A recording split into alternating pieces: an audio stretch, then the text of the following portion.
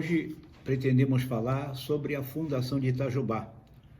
E falar sobre a Fundação de Itajubá, não podemos deixar de falar sobre o Padre Lourenço da Costa Moreira. Então nós vamos falar sobre alguma coisa sobre o Padre Lourenço da Costa Moreira e, consequentemente, a fundação da cidade de Itajubá. O Padre Lourenço da Costa Moreira era português, nascido numa aldeia chamada São Tiago do Mouquim.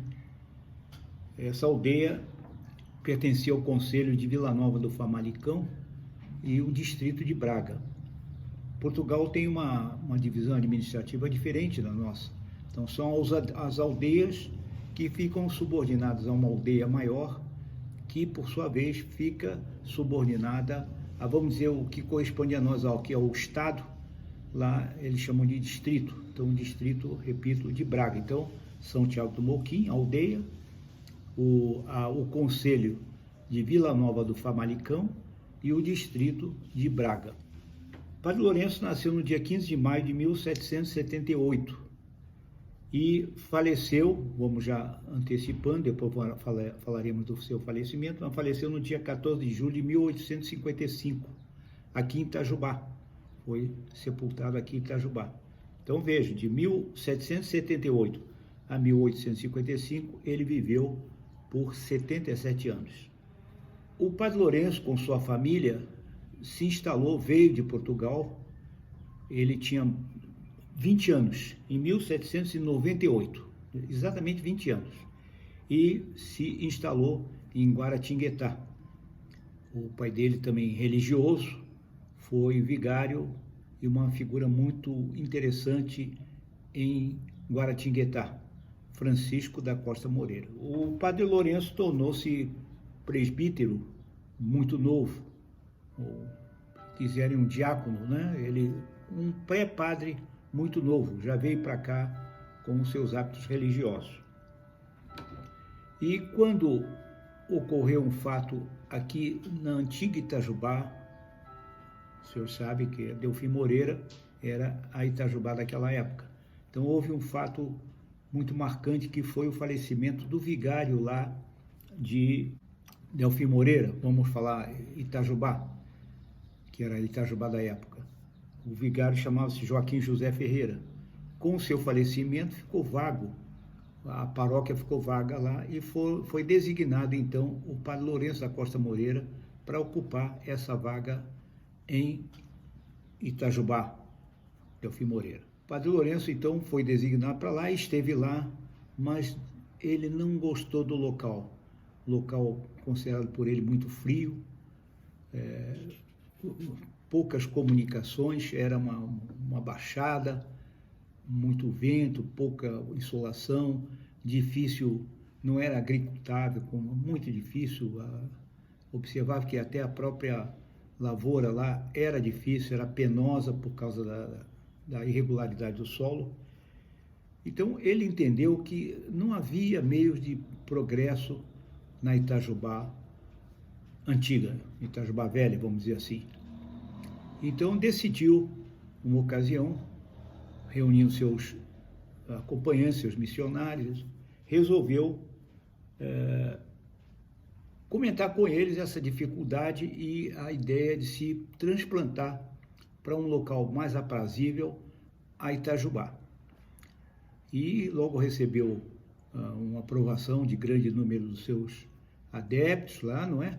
E fixaram então a saída de lá, acompanhado de vários poceiros, cismeiros, foi acompanhado de uma caravana bastante opulenta, e partiu de lá, descendo o rio Sapucaí. Então foram até o rio Sapucaí e de lá construíram umas espécies de balsas, com a própria madeira local, eram uma espécie de balsas, e vieram descendo ao longo do Sapucaí, que naquela época não é o Sapucaí que nós temos hoje, era extremamente sinuoso e até demorada a navegação até chegar ao local aprazível. Então, ele se deslocou, a despeito dos perigos daquela época. Nós sabemos que havia um quilombo agressivo, chamado Quilombo da Berta, e que atacavam realmente os sesmeiros, poceiros ali, toda daquela região, mas ele, independente disso, veio com sua fervor à procura do local. Ele já mais ou menos sabia que ia encontrar uma área favorável à instalação da nova Itajubá. Então, quando eles chegaram na altura da atual ponte, não é? Ali, perto das barraquinhas, onde tem aquelas barraquinhas, eles desceram e subiram naquele outeiro, aquele morro que tem lá, que é conhecido como Ibitira pelos indígenas, Ibitira. Subiram lá e o Padre Lourenço divisou lá de cima um panorama bastante favorável à instalação da cidade. Ali ele concluiu: nós não precisamos prosseguir na nossa aventura, vamos fundar a cidade aqui, e referindo ao Ibitira. Logo construíram uma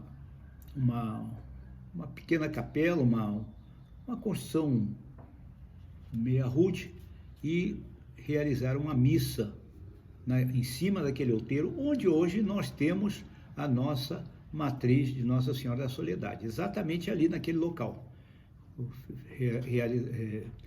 Realizaram uma missa, fizeram orações, e o Padre Lourenço já começou a desenvolver, roçaram aquela área toda lá e implantar a cidade.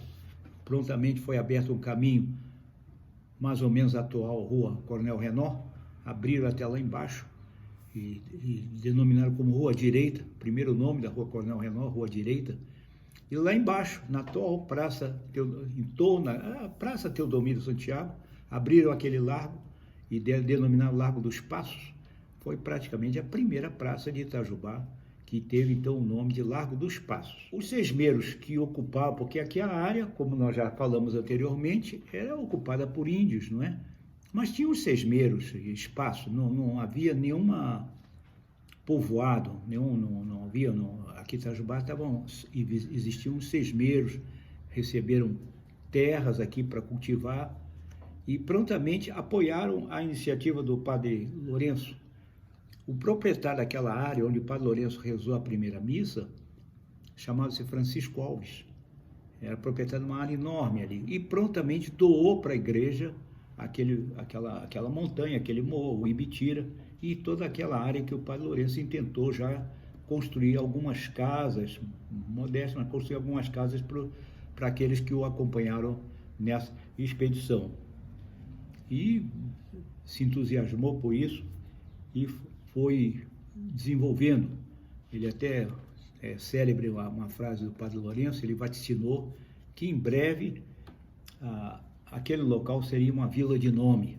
O senhor sabe que vila é uma promoção da própria aldeia, da própria freguesia, ali, é conhecido como vila. Bom, então essa foi a iniciação da nossa Itajubá, o nascimento, vamos dizer assim, de Itajubá. Foi crescendo, se desenvolvendo. Quando substituíram aquela construção tosca que tinham feito para rezar a primeira missa, fizeram uma capela com mais reforçada, com pau a pique, uma capela, embora modesta, mas bem reforçada. E daí, então, o Padre Lourenço entendeu que tinha que pegar os paramentos, os sinos, as alfaias, objetos sagrados, imagens, quadros e, sobretudo, os livros de registro eclesiástico na Itajubá Velha. Então, algum tempo depois, então, resolveu fazer uma ida à Itajubá Velha. Agora, vejam bem, os delfinenses daquela época estavam muito sentidos, porque se viram abandonados. O Padre Lourenço abandonou, e não apenas abandonou, mas ele fazia umas alusões pouco elogiosas à antiga Itajubá. Ele chamava até de cemitério dos vivos, olha só. E aquilo calou muito fundo para os locais lá. Alguns ficaram muito revoltados, achavam que o padre tinha traído os seus seguidores lá na Itajubá Velha. Então, quando foi organizada, essa caravana foi organizada, a essa altura não foram pelo rio, e sim organizaram mais na base de cavalos. Cavalos, alguns foram a pé, mas a maior parte foi a cavalo. O próprio Padre Lourenço foi a cavalo. Foram lá para buscar, como eu falei, esses instrumentos religiosos para equipar a capela recém-construída. O que acontece? Alguns membros lá de Itajubá Velha se atocaiaram na divisa, ali na chegada à cidade, e resolveram impedir o acesso do Padre Lourenço de uma maneira agressiva, na base de soco, pontapé, diz que até tiro, alguns constam que até houve tiro repudiando a entrada da caravana do Padre Lourenço nesse local. Ali ficou até conhecido como ponto do encontro. Hoje em dia até tem lá uma rua, e até o próprio bairro ali, bairro do Encontro, lá em Delfim Moreira. Se os senhores forem lá, vão encontrar esse local ali, que é a confluência de um arroio chamado Arroio de Santo Antônio, tinha uns barrancos, onde esses que repudiaram a chegada do Padre Lourenço se instalaram para atacar a caravana. Sei que a caravana retornou às pressas, foi escorraçada e tudo, retornou às pressas e não trouxe nada, e praticamente ficou sem conseguir trazer o que eles queriam para equipar a igreja. Então, é famosa essa passagem como o encontro. Eu queria falar sobre o Padre Lourenço a respeito de lembranças do Padre Lourenço aqui. Eu gostaria de salientar que o nosso Dr. José Ernesto Coelho, um grande atuante aqui, professor, veio para aqui com o Venceslau, na época do Venceslau Braz, e ele estudou como seria o Padre Lourenço para usar. Ele gostava muito de pintura, deixou várias pinturas, resolveu pintar o quadro do Padre Lourenço, e com informações que ele colheu, alguns dados sobre alguns familiares do Padre Lourenço que ele conseguiu, já com algumas fotografias rudimentares, e sobretudo informações de pessoas que viveram e conheceram o Padre Lourenço naquela época. Eu sei que, mais ou menos em torno de 1968, o Dr. Zé Ernesto Coelho apresentou essa pintura de um quadro que traz o retrato do Padre Lourenço da Costa Moreira. Esse quadro é um quadro importante e ele foi tombado e se encontra no Museu Municipal de nossa cidade. Então, quem gostar de ver esse quadro, está lá exposto no museu, e verificar como seria o Padre Lourenço, até de hábito e tudo. Muito interessante esse quadro. E é uma das grandes relíquias que nós temos aqui em Itajubá. O Dr. Zé Ernesto doou esse quadro e então está lá no museu, como eu falei. Outra homenagem que foi feita ao Padre Lourenço é a rua, Avenida Padre Lourenço. Essa rua vai marginalizando o rio Sapucaí, vai ao lado do rio Sapucaí, como que lembrando a aventura que o Padre Lourenço teve em seu deslocamento até Itajubá. Então, é uma rua paralela ao rio Sapucaí, Avenida Padre Lourenço da Costa Moreira. E, finalmente, agora já mais recente, em 1998, com a atuação da Academia Itajubense de História, o apoio decisivo da Prefeitura e um trabalho feito pelo Sr. João Mauro Moraes, uma grande figura que já nos deixou, conseguimos fazer um busto do Padre Lourenço da Costa Moreira. Esse busto se encontra no Morro Ibitira, não podia ser em outro local, lá junto à Igreja Matriz. Quando os senhores sobem para a igreja, do lado esquerdo, vão encontrar o busto do Padre Lourenço. E esse busto, nós fizemos questão, a Academia Itajubense de História e a própria Prefeitura, entendeu que quem o inauguraria seria o grande historiador Itajubá, professor Armelim Bernardo Guimarães. É uma pintura é um busto interessante que foi calcado exatamente na pintura do Dr. Zé Ernesto Coelho. Quer dizer, foi apoiado nessa pintura que foi feito esse busto para ser trazido para cá. Queria agora comentar alguma coisa sobre o Padre Lourenço. Eu repito, ele faleceu em 1855, no dia 14 de junho de 1855. Então ele já tinha 77 anos quando faleceu.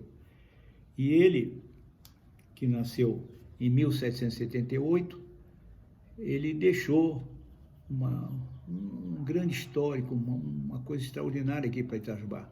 Os senhores vejam que grande parte das cidades, principalmente cidades mineiras mesmo, foram fundadas por forasteiros, por pessoas interessadas na exploração de minas. Não havia outro interesse que não esse. E vejam, o nosso Padre Lourenço, a nossa cidade foi fundada sob o signo do cristianismo, da fé, da religião. Isso traz um significado todo especial para a nossa história, para a nossa vida aqui em Itajubá e para a própria cidade. Falecendo, ele foi sepultado, como eu falei, tinha 77 anos, já no final da vida, já tinha muita dificuldade, principalmente já não caminhava,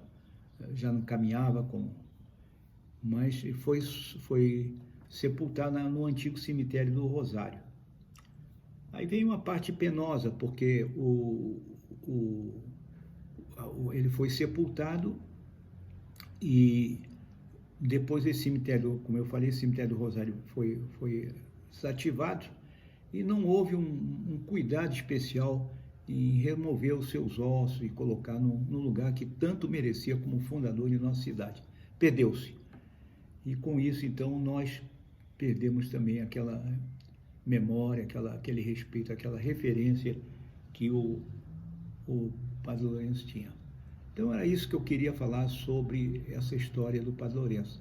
A próxima reunião, nós vamos também, sempre pretendemos falar pouca coisa, assim, aos poucos, vamos recordar a escravidão em Itajubá. Vamos falar sobre o Quilombo da Berta. Sabe que o Quilombo da Berta é anterior à fundação de Itajubá, como ainda há pouco falei, e vamos tratar da escravidão.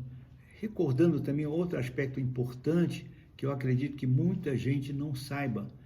Itajubá foi a primeira cidade a libertar os escravos bem antes da emancipação da Princesa Isabel. Aqui os escravos já estavam livres, um acordo feito com os fazendeiros livrou da escravidão Itajubá. Então, é a primeira cidade mineira a extinguir a escravidão, não é? Então, isso é que nós pretendemos falar na próxima reunião. Muito obrigado pela sua atenção.